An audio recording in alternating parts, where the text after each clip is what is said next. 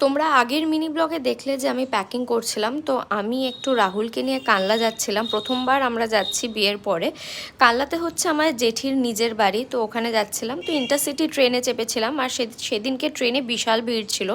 এত ভিড় সাধারণত হয় না। তো ব্যান্ডেলে নেমে আমাদের গাড়ি চলে এসেছিল নিতে আমাদেরকে। গাড়িতে চেপে এত গরম লাগছিল যে কি বলবো, এসির হাওয়াও মনে হচ্ছে যে প্রচণ্ড গরম। দিয়ে আমরা একটুখানি ডাবের জল খাচ্ছিলাম, আর একটুখানি নারকেলের ভেতরে শ্বাস খেতে আমি প্রচণ্ড ভালোবাসি। আর এদিকে রাহুল ভিডিও করে নিয়েছে, আর হাসছিলাম প্রচণ্ড আমি। দিয়ে বাড়িতে এসে জেঠি খাবার দেওয়ার পরে আমি আর জেঠি একটুও রেস্ট নিইনি। টোটো ধরে আমরা চলে গেছিলাম হচ্ছে এখানে শাড়ি বানায় তাঁতির বাড়িতে, সেখানে। কারণ কি, দুটো শাড়ি নেওয়ার ছিল আমার জেঠির জন্য, আর একটু দুটো শাশুড়ির জন্য, প্লাস জেঠি আমাকে একটা গিফট করেছে।